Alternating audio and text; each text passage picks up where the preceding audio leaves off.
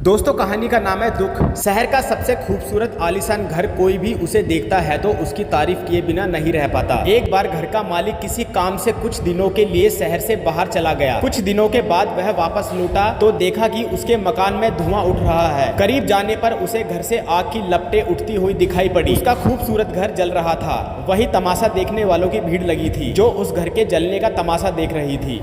अपने खूबसूरत घर को अपनी ही आंखों के सामने जलता हुआ देख वह व्यक्ति चिंता में पड़ गया। उसे समझ नहीं आ रहा था कि अब क्या करे, कैसे अपने घर को जलने से बचाए। वह लोगों से मदद की गुहार लगाने लगा कि वह किसी भी तरह उसके घर को जलने से बचा ले। उसी समय उसका बड़ा बेटा वहां आया और बोला, पिताजी घबराइए मत, सब ठीक हो जाएगा। इस बात पर कुछ नाराज होते हुए पिता बोले, कैसे ना घबराऊं, मेरा इतना खूबसूरत घर जल रहा है। बेटे ने उत्तर दिया, पिताजी माफ कीजिएगा, एक बात मैं आपको अब तक नहीं बता पाया था। कुछ दिनों पहले मुझे इस घर के लिए एक बहुत बढ़िया खरीदार मिला था। उसने मेरे सामने मकान की कीमत की 3 गुनी रकम का प्रस्ताव रखा। सौदा इतना अच्छा था कि मैं इनकार नहीं कर पाया और मैंने आपको बिना बताए सौदा तय कर लिया। यह सुनकर पिता की जान में जान आई। उन्होंने राहत की सांस ली और आराम से खड़े हो गए, जैसे सब कुछ ठीक हो गया हो। अब वह भी और लोगों की तरह घर जलने का तमाशा देखने लगे।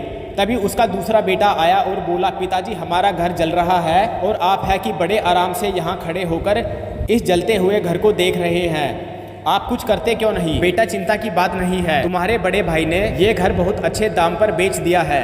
अब ये हमारा नहीं रहा, इसलिए अब कोई फर्क नहीं पड़ता। पिताजी भैया ने सौदा तो तय कर दिया था, लेकिन अब तक सौदा पक्का नहीं हुआ है। अभी हमें पैसे भी नहीं मिले हैं। अब बताइए इस जलते हुए घर के लिए कौन पैसा देगा? ये सुनकर पिता फिर से चिंता में पड़ गए और सोचने लगे कि कैसे आग की लपटों पर काबू पाया जाए।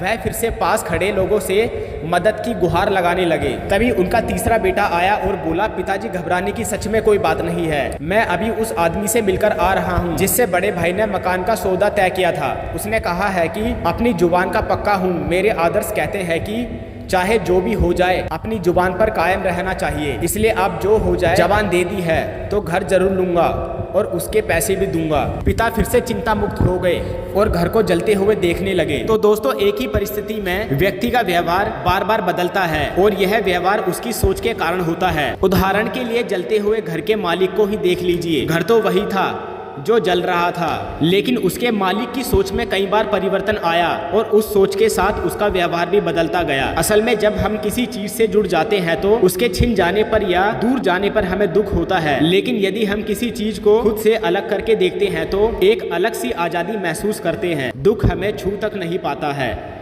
इसीलिए दुखी होना और ना होना हमारी सोच और मानसिकता यानी माइंडसेट पर निर्भर करता है। सोच पर नियंत्रण रखकर या उसे सही दिशा देकर हम बहुत से दुखों को और परेशानियों से ना सिर्फ बच सकते हैं बल्कि जीवन में नई ऊंचाइयां भी प्राप्त कर सकते हैं। चीज़ों के साथ हमारा लगाव हमारे दुखों का कारण बनता है।